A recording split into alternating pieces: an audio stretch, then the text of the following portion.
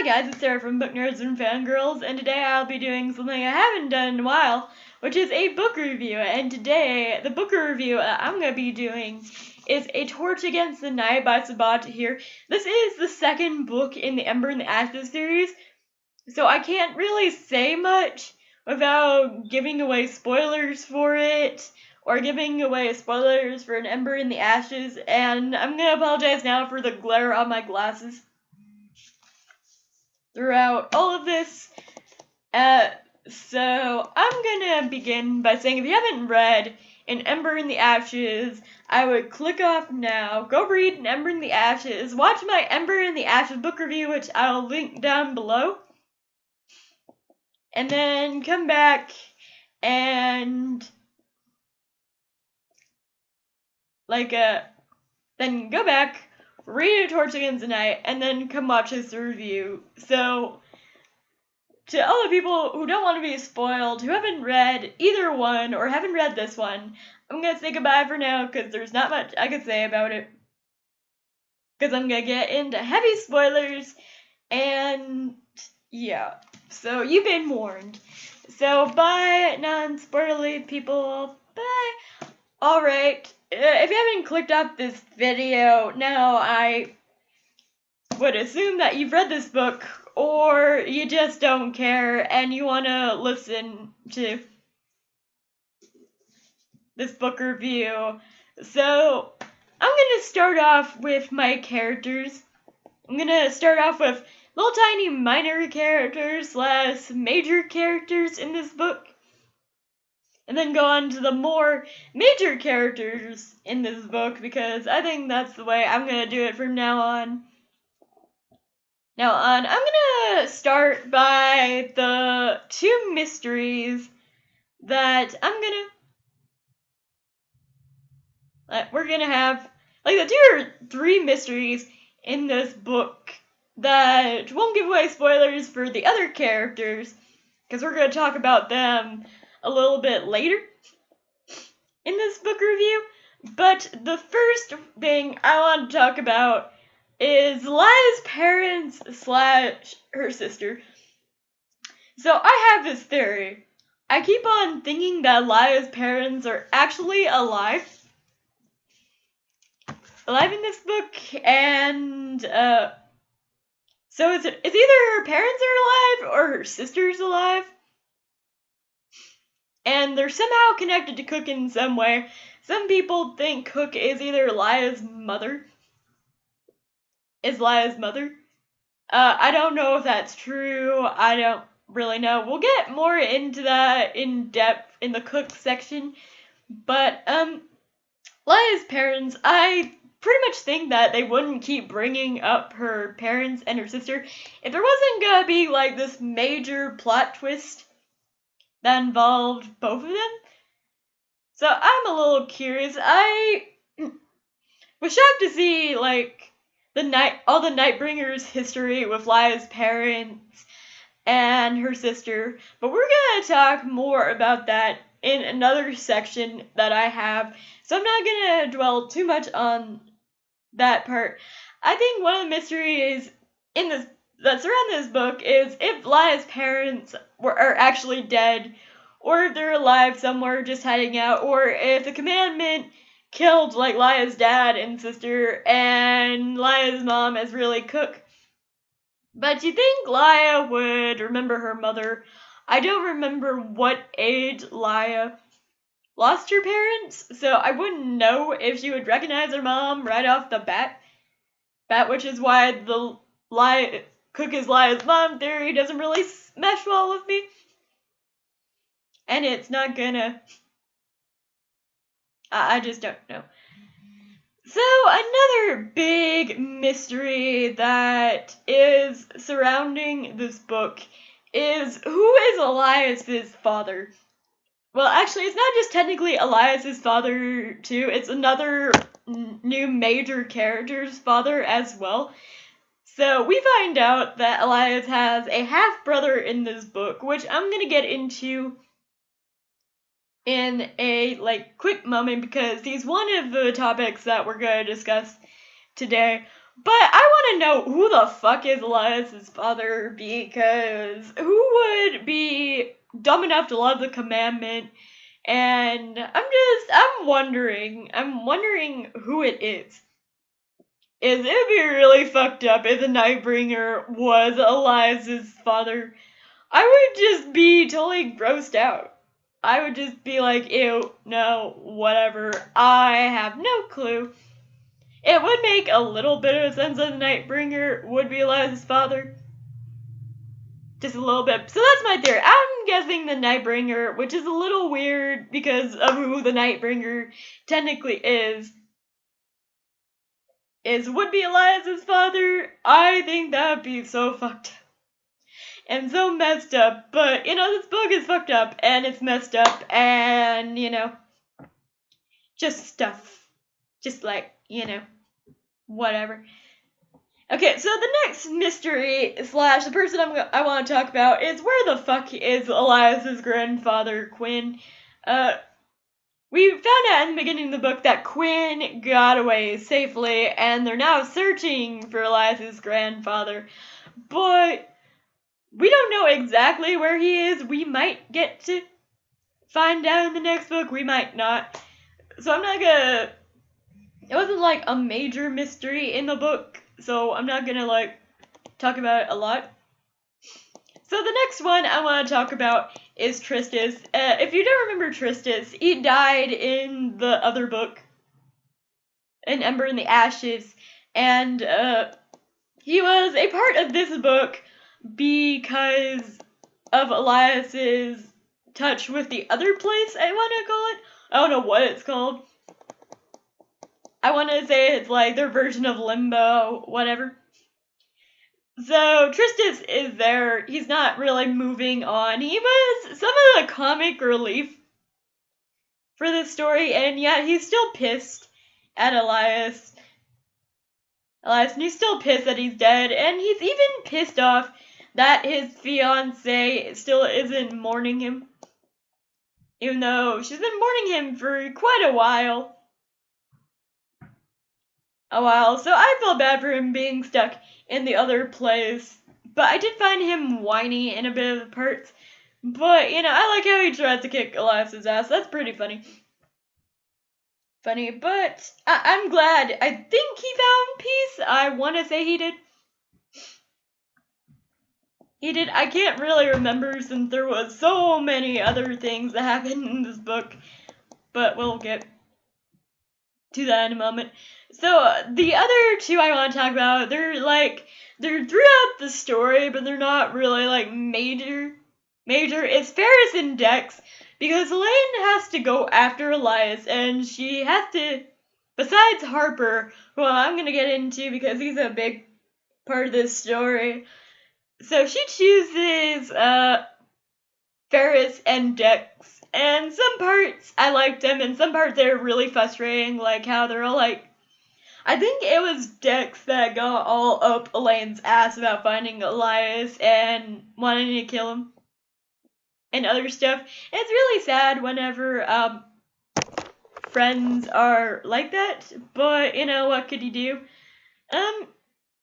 Okay, so next one, she's a really small character. We're gonna talk about the prison staff for a minute, because we got to see Croft Prison.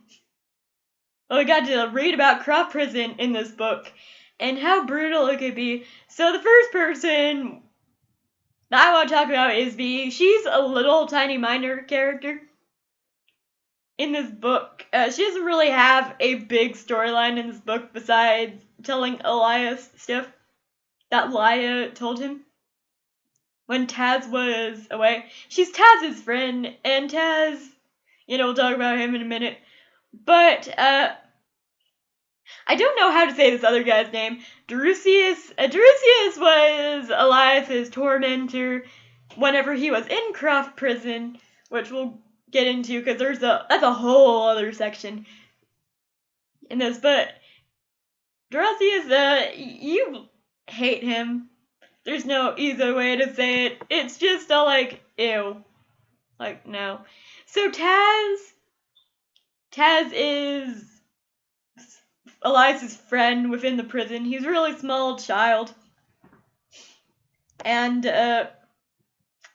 was pretty entertaining. I kind of liked him.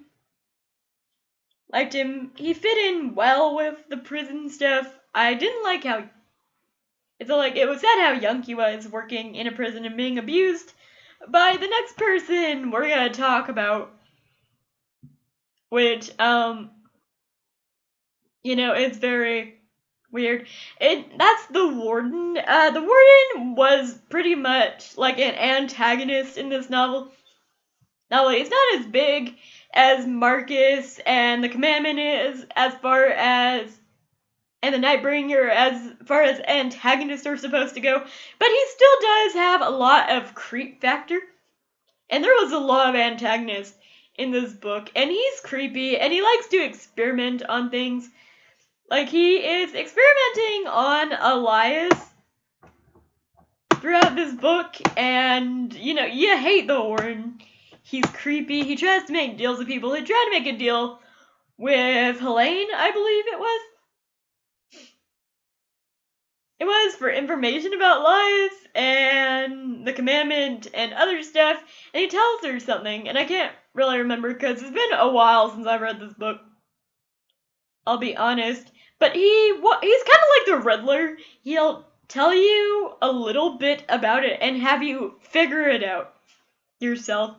So if I had to compare the Warden to some supervillain, it would be the Riddler because, he doesn't really tell you what you want to hear, but he gives you enough information about it so you can figure it out yourself. So yeah, I'm just glad that he died because he was really creepy and he deserved it. And I love how he dies because he dies via all the children he's been locking away and experimenting on. So that was a well-deserved death. It was a satisfying death as well. So the next person I want to talk about is Mommy. I don't know how you say her name. She is Elias's, for all intents and purposes, foster mom. She's either foster mom or, she's not Elias's, biological mom, because we all know who that is. But she is the one who took care of Elias for several years until the mask took him away to become who he is today. And I really liked her. She was a really nice person. I love how she was all babying Elias and stuff. It was really cute. And I love how she talked to Elaine, you're not the girl I remember you used to be. I know you don't want to do this. I know you have feelings for Elias. I could see it. And I'm just over here Mama, all gang up in everyone's business. But I love her. I love how she reminds Elaine of who she was before this. But on the next thing, Gibrian is another minor character's brother. He was a little bit of a player in this book, but he is one of Izzy's love interests in this book, and the scenes of them were really cute. I like how he made her laugh and stuff, and it just broke my heart. We'll talk about what broke my heart in the Izzy section because sad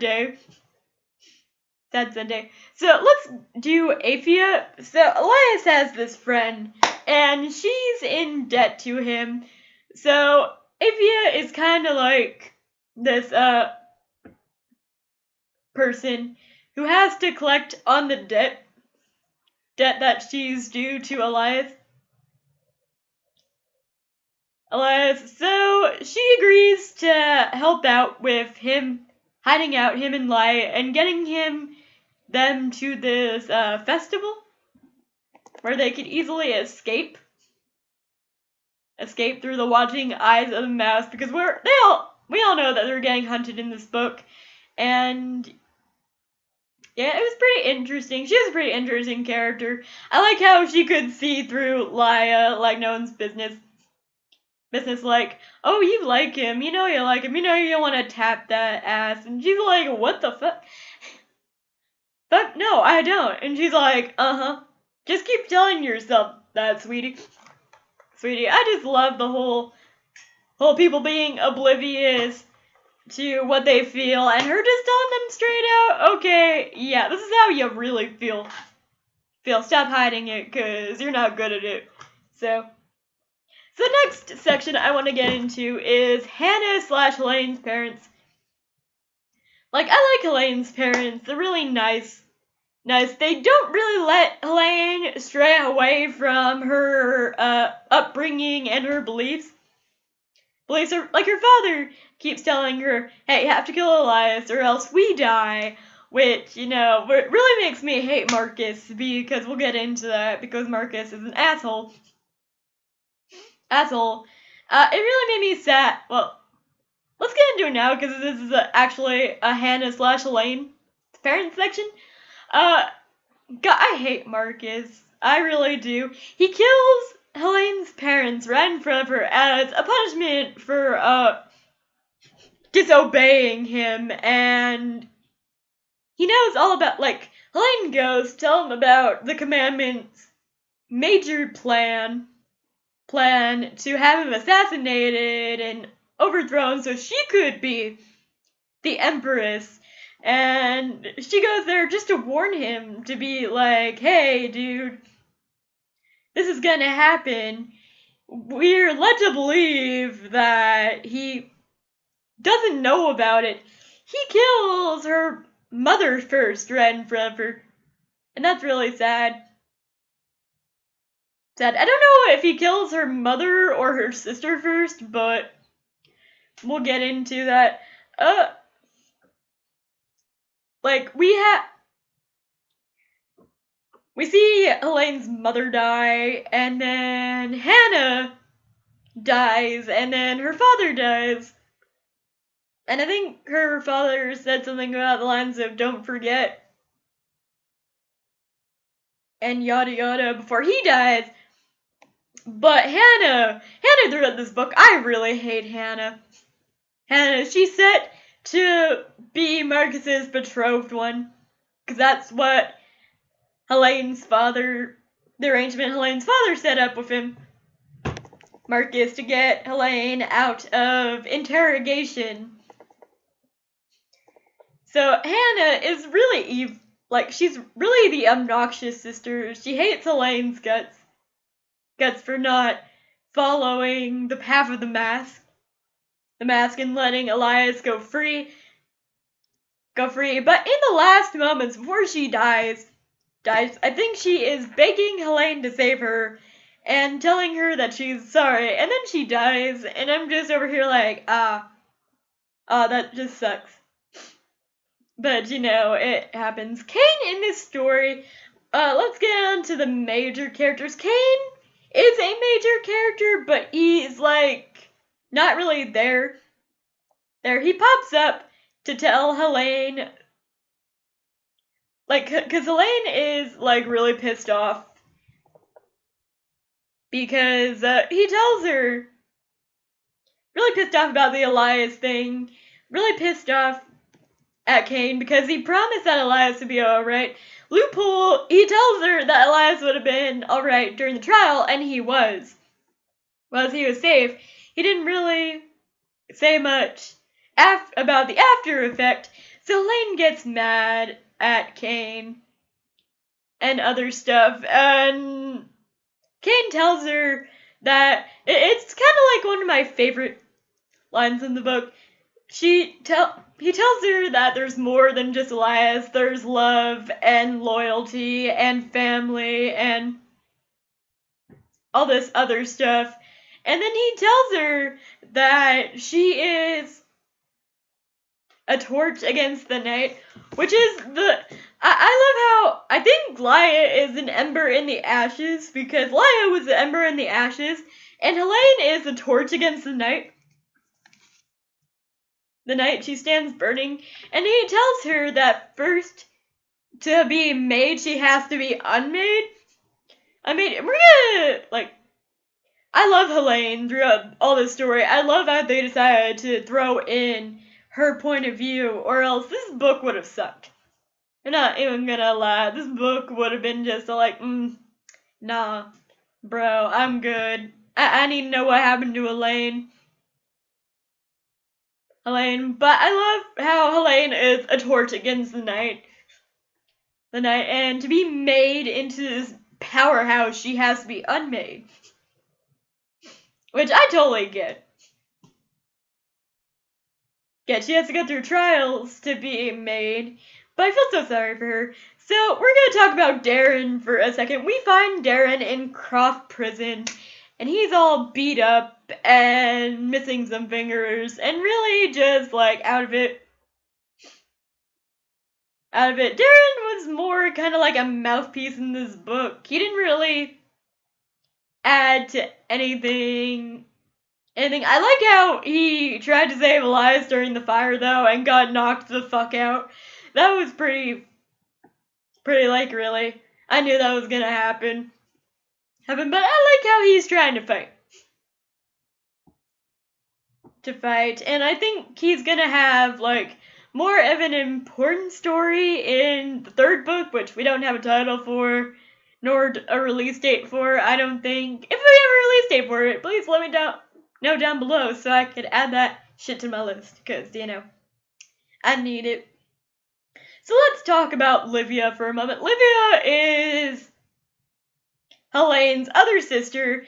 So during the massacre of Helene's family via Marcus, because, he's a fucking dick, he decides that the last moment, Livia is the last person that is supposed to be killed, but at the last moment, he decides to show mercy and spare Livia's life in exchange for her marrying him.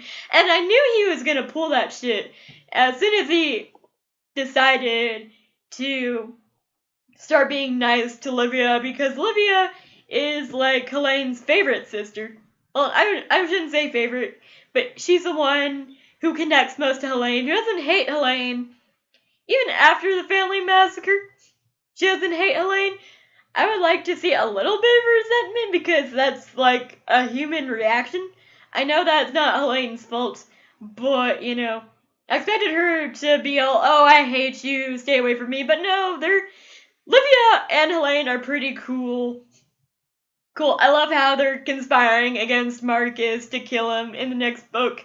I really cannot wait for that. I really want I'm gonna be so pissed if the commandment gets to kill Marcus. I really want Marcus to die, honestly, because he deserves it. He's just a really cruel person, in my opinion. So it's very interesting to see who gets to kill him. I just really want Helene to, like, kill his ass, because she deserves to have a little bit of vengeance and a little bit of a happy ending, because come on, she gets the short end of the stick in all these books, and I'm getting really tired of it, which I'll explain in the Helene, Laia, and Elias section why I'm getting really tired of it. So the next person we're going to talk about is Cook. Cook randomly shows up in this book to torment Helene a little bit, so Helene could ask her questions, and she tells her to stay away from Laia. And, like, Helene, like, this ties into the fact that Cook might be Laia's mother, because Helene asks Cook, why is this girl so special to you? And Cook's like, don't ask, and she's not special to me, and other stuff. And Cook's really badass, because Cook knows how to kill a mask. So I'm thinking she might be Laia's mother, which is why she knows how to, or she's tied into the resistance like Laia's parents were, but we shall see about that in the next book. So the next person I want to talk about is Izzy, because poor Izzy. So we see Izzy. She joins with Keenan to go find Laia.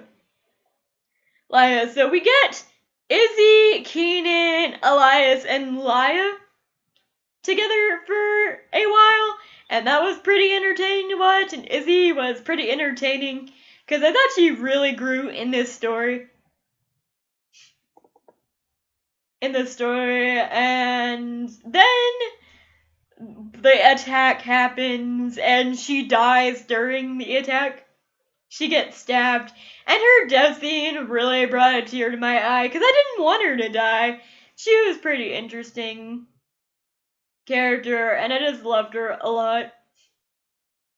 And I was really sad that she died. It was kind of like, aw, come on.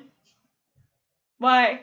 So let's talk about the major characters in this book. We're gonna start off with the Soul Catcher, because she was an interesting part of this book. So the Soul Catcher comes in after Elias has been poisoned and he's dying, and he goes to the other world, and we get to meet the Soul Catcher, who is a fae. I think she was a fae, but she is a disowned fae because she did some bad stuff. I can't remember what exactly she did. She disobeyed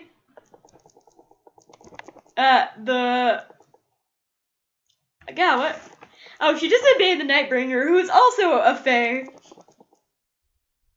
So I'm thinking the fae are gonna be a pretty interesting part of the next book. I would love to know more about these fae that are trapped on the other place. I think it's called the other place now that I think about it.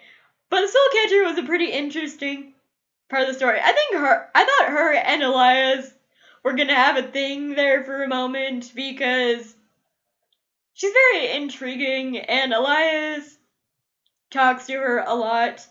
And then, she tells him about the fae and what she did and what happened to get her stuck and chained to the other place. And the only way that she could get unchained from the other place is to throw the other place onto someone else, who just so happened to be Elias, which I'm just over here like, I'm not pissed off about it. It was a way for him not to die, but there was another way for him not to die that they didn't even touch on in the story. I thought he was gonna, be saved the other way that I got really pissed out the story, but I guess him not dying because he becomes the new Soul Catcher is a way to go. I'm not really sure what happened to the Soul Catcher after Elias took the other world from her. They didn't really, the other place from her. I don't think they really touched on that. If they did, I don't remember it. But she was pretty interesting. She was annoying at times. I want to know how she could injure other people when they're not exactly in the other place yet, because she injures Elias by touching his arm, and he wakes up with a burn mark there, and it's all bubbling, and it's all gross and shit. So she could hurt other people by being the Soul Catcher. They're tied to the world, but they're not exactly tied to it. They could visit the other world, but they're tied to the other place too. So whenever the pull becomes too much, they have to go back to the other place. And they found a cabin that's located by the other place, which is really weird to me. But whatever helps the story, I guess. So that was interesting. So let's talk about Keenan now. Because we find out in this story that he's actually the Nightbringer, and I lost my shit at that part. For people who watched my Ember in the Ashes review, I shipped Keenan and Laya. I hate Laya of Elias, and we're gonna touch up on that for a little bit. I totally forgot about Harper in this. But let's talk about, the Nightbringer. We'll circle back to Harper in a minute. But, we find out that Keenan is actually the Nightbringer, and I lost my shit, like, cause I kind of thought that Keenan was gonna, like, break up with Leia, and he'd be totally justified in hating Leia for loving Elias, but then we find out that he's the Nightbringer, and all this shit just hits the fan after that, and oh my god, I just, like, love the fact that Leia's like, I don't love the Nightbringer, even though I loved Keenan and other stuff. Yeah, you actually had a thing for the Nightbringer, sweetie. And I don't know if she lost her virginity to the Nightbringer. I don't know if Leia was a virgin before that. But that's really fucked up. But I'm just like, I didn't like how she's like, ew, the Nightbringer, he's so pure evil. But there's a part of him that has been tortured for years because he has to love. In order to get this amulet, because we find out that he's a Nightbringer after Leia stupidly gives him the amulet. Her amulet. And, it's not like he doesn't love Leia, because in order to get, like, the silver and stuff, he has to love them as much as they love him. So he's a really tortured soul. I like how Leia went into his past to find out what the fuck he was up to. That was a pretty interesting part of this book, and I loved it so much. And it was like a plot twist that I didn't see coming. So good job. I was really sad because I really liked Keenan for the most part. I mean, how long do you actually have to plan something out like that to be 5 and then just like follow Leia and fall in love with her mom and her sister and her, because you need possession of the fucking silver that they possess in order to build the star, and I have a feeling that's gonna come in the 3rd book. I think there's gonna be 4 books in this series. I think they said I'd love a 6-book series of this, but I don't know. It seems like it's wrapping up pretty damn fast. I don't know what they're gonna do. Like, I think the build-up is gonna be the next story, and they're gonna have, like, this huge, big-ass battle in the 4th book, but I can't wait for the 3rd book, because this book is a lot of setup for the shit hitting the fan in the next book, and I can't wait for that. So let's talk about the one person I skipped, and that is Harper, aka Evita. He has a lot of names in this book, but I kind of see a thing with him and Helene forming. I see a new love interest for Helene in the form of Evita, and I think even Helene's sister ships that, and it's so interesting because as we find out, Harper is Evita is Elias's half brother, and I was like, what the actual fuck?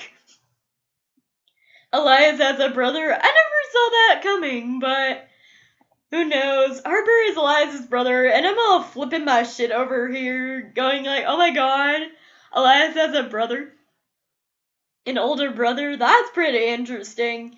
But now I'm more curious as to find out who their father is.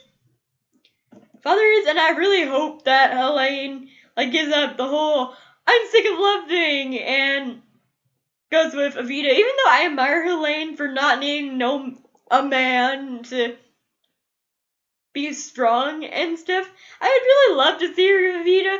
Like, I love her with Elias. I will ship Elias, but she's kind of like done with Elias at this moment.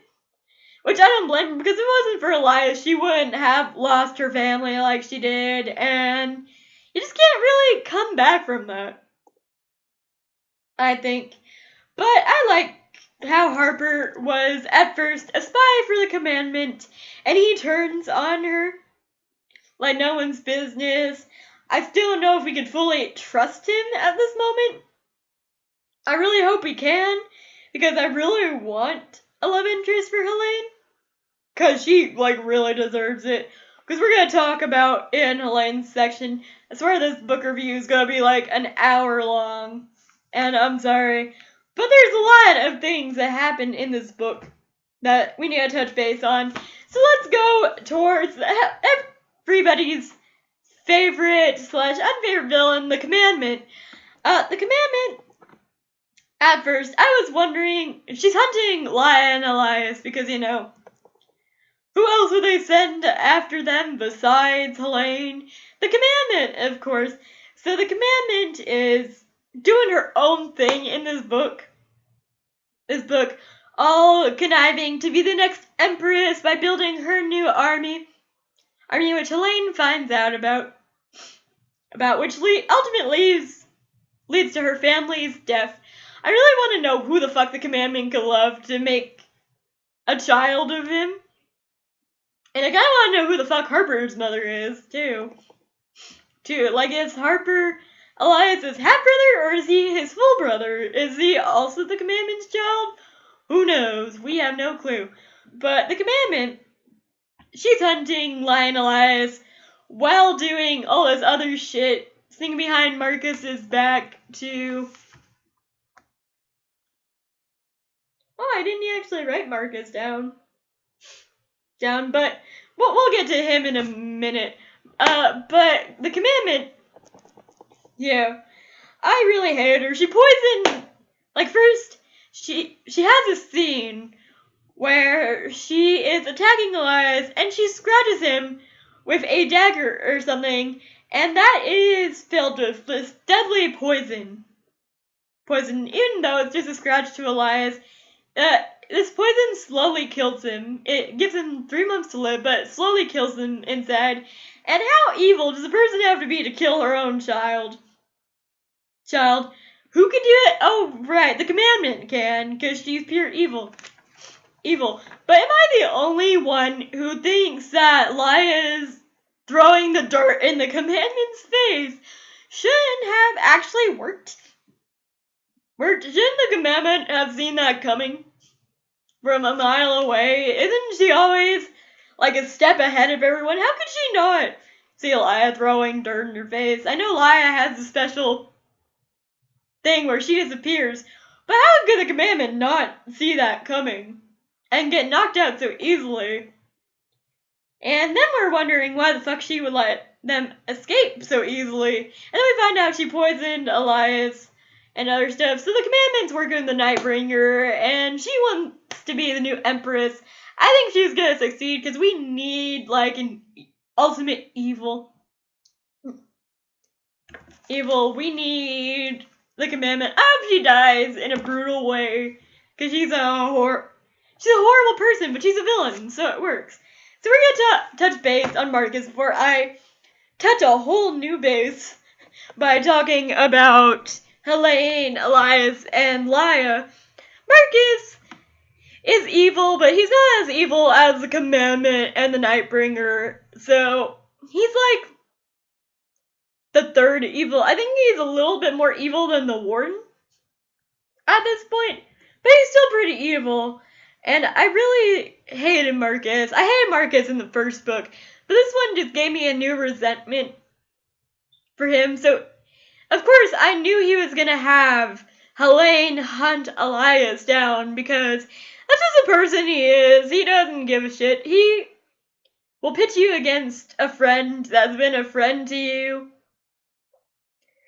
Like, all through the years, they'll pit you against them. And so he sends Helene on this death mission to go find Elias. And then when she comes back with useful information to him,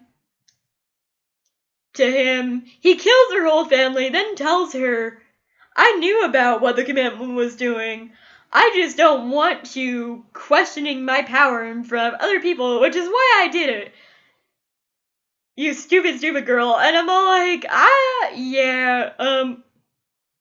she's trying to warn you, bitch. She didn't know. No, so he tells her not to defy him again. But an interesting thing about Marcus is that he's haunted by the spirit of his brother. So that's pretty interesting. We might have a Marcus's point of view in the next book. I definitely love how Helene has a point of view in this book, since she's the next one. But Marcus is getting haunted, And that's pretty interesting to me, but at the same time, he's a douchebag, and I hope he dies. In the next book, in a brutal way, I hope Elaine gets to kill him. So, yeah, that one. Okay, so we're gonna get on to the 3 main characters, and I'm sorry this book review is so long. I just really love this book, and there's a lot to talk about. So, we'll get into Helene. Helene, we see her, and at first she's getting interrogated about Elias and Lia's, whereabouts. She's getting beat. Her father makes a deal with Marcus so she could get out of other stuff. This, like, torture prison and other stuff. I don't really want to have this restart because I've been talking for 40 minutes. But, so we see that her father made a deal with Marcus to get her out of prison. We get to meet her family throughout all this, and her family was a pretty nice addition. It made Helene more of an important character to me, even though I love Helene. Personally, she's my favorite character, and she's so strong. And this whole made-to-be-unmade thing and her being the torch against the night, I really love. She's hunting Elias and Lia down throughout most of this book, and I love her connection with Harper and stuff, and how, like, she still struggles to hunt down Elias because she still loves him in a way. I love their exchange in Mommy's thing, wherever she's getting the tribe riled up, and she starts an attack, and I love how Elias can't really let Helene there to get beat up. He saves her, and I love the whole scene where he tells her in his own words that he loves her, and he wishes that it could be different, but she has to let him go, so she lets him go, and of course she's pissed at herself because she was so close to capturing him. And then she goes to Croft Prison because she finds out where they're going, where their main objective is. She talks to the warden. She finds out that the commandment is making plans to overthrow Marcus as emperor, so she could be empress. She goes back to warn Marcus about it, and of course, Marcus doesn't believe her, kills her whole family in front of her, which really makes me sad. And then, of course, the whole made-to-be-unmade thing happens because her family dies.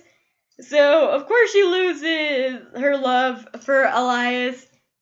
Her sister, is trying to get her back on the whole love part, and, I really love Helene, and I hope she finds a love interest, but if she doesn't, she's a really kick-ass character who doesn't need a man, so I appreciate that, and I really hope she finds her justice in the next 2 books, because, Marcus deserves to be killed by her. There's no one else that should do it, honestly. After everything he's trying to do to Helene.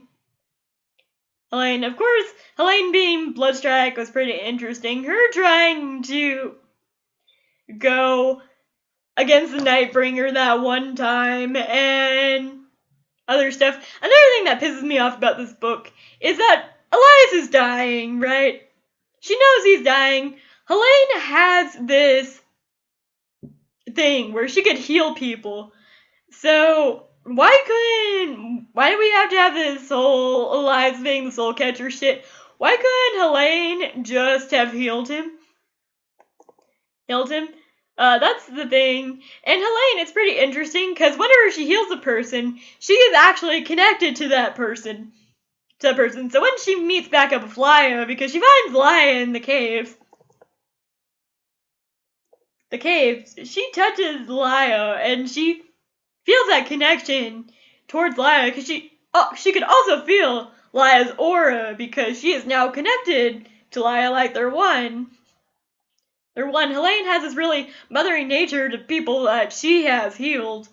So I was a little curious about how Helene's powers actually work. And I'm a little curious as to see why Helene has these powers. Like, could Helene and Laya actually be sisters?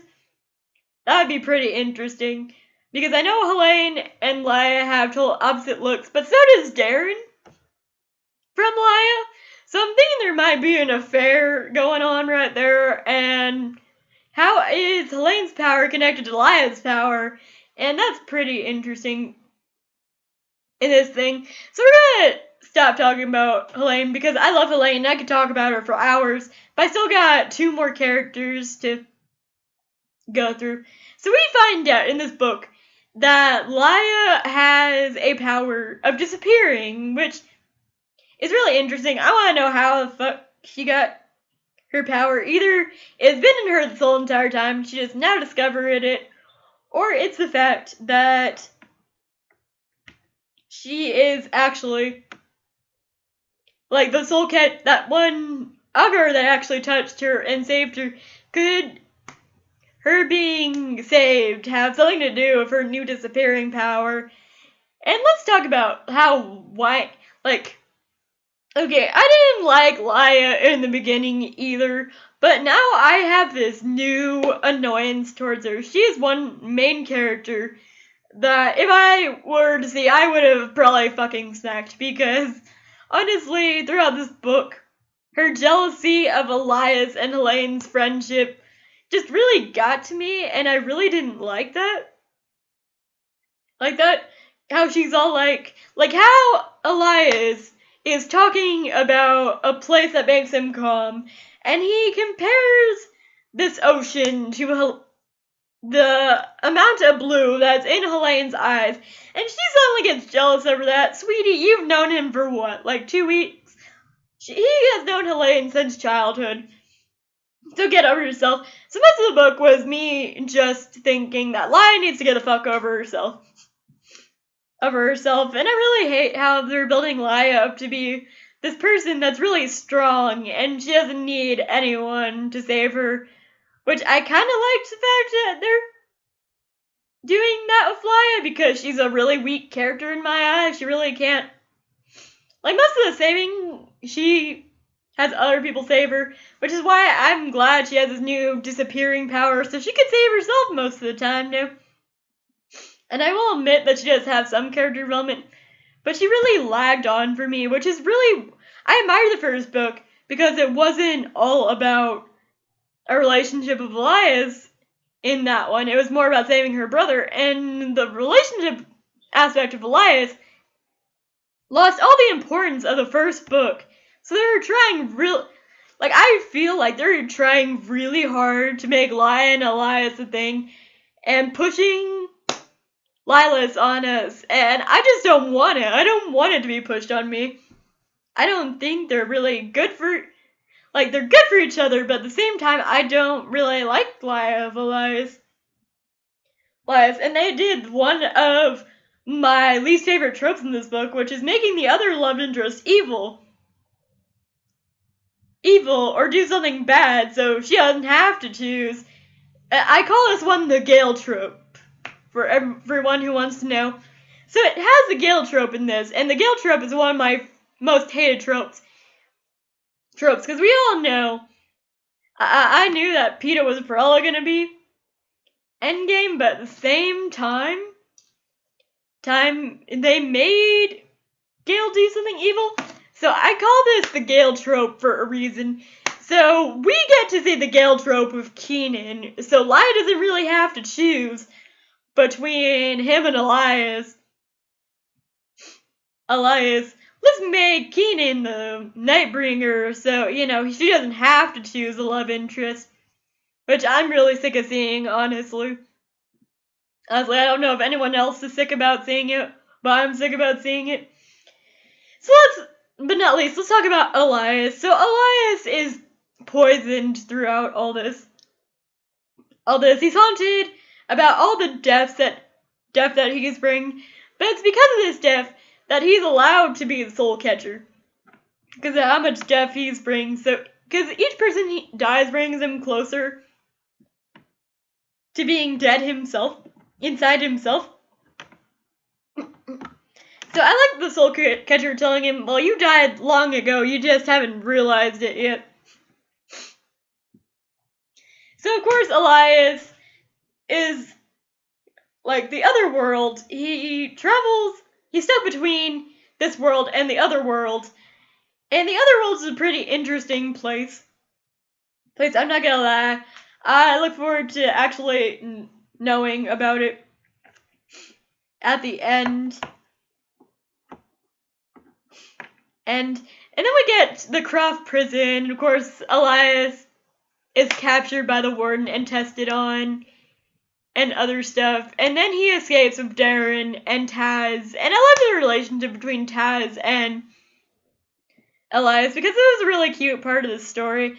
I'm sorry I'm being really vague. It's just that this video is going to be an hour long if I don't stop discussing it. But, you know, Elias is caught in the prison and other stuff. And he's a new soul catcher because he died. But he's looking for a way to undie, so he agrees to be a soul catcher. So he can continue on living in both places. And other stuff. And at the last scene, I really hated how they're having an Elia and Elias makeout scene because I don't want to read about that. I, literally just, went bleh throughout most of this thing. And I love how the other place is just like, no, ew, gross. They're displeased that Laia and Elias are together. And I'm like, the other place. My feelings. I must be fake. Who knows? But yeah, I would like to know more about the other place.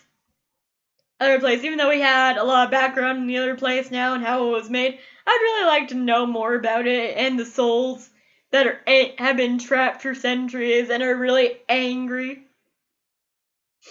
So let's get on to the thing I really liked about the story and the thing I really disliked about the story. My dislikes is the trope that Laia always gets what she wants. Laia got her brother back in the ending, and that was a really nice ending. I really like that she got her brother back, but at the same time, why should Laia get everything that she wants? I'm just over here like, what? I really hate when characters get everything they want. Especially if there's another character that's being tortured so much. Helene. So I really hope that Helene gets, more out of it. And my likes, just the whole entire book in general. My favorite part of this would have to be the Helene scenes. I really love how Helene got a chapter perspective throughout this book because I love Helene and I hope she is here for more times to come. So the last but not least, I want to touch up base about what I want to happen in the next book. I want Helene to kill Marcus. I want the commandment. I'd like to see, what the commandment's actual plan is. I really want a chapter from the commandment just because. The commandment or Marcus, they need to throw in another person to have a chapter in there. I just really want that. I really want Helene to break down her walls a little bit. And I really want to see more of the relationship between Harper and Helene. I really want to see a relationship between Harper and Elias because they haven't really met yet, even though Elias is still technically on the run and Marcus is still technically Emperor and other stuff. And I can't wait just to see what happens. I really want to know the mystery of Laia's parents. I really want to know how Cook is connected to Laia. I just want to know all these mysteries, and I want to know where Elias's grandfather is. I need more information than this, and I really hope we get it in the next book. But that is all for now, guys. I hope you have enjoyed this really long review. I'm sorry for the pace. of it, but there was really a lot to talk about. So what are your predictions for the next book, and how do you feel about this one? This one and the last one, and who is your favorite couple in this book, because I'm interested in finding out what shipper you are. For me, I just ship Helene with anyone because I love Helene. I don't really ship Elia with anyone at the moment. And Elias, I just really wanted him to be with Helene. I didn't want him to be with Elia, honestly. I mean, the relationship is cute, but not my style. So who do you guys ship? But that's all for now, you guys. I will see you in my next video, and I hope you all have a nice day. Bye!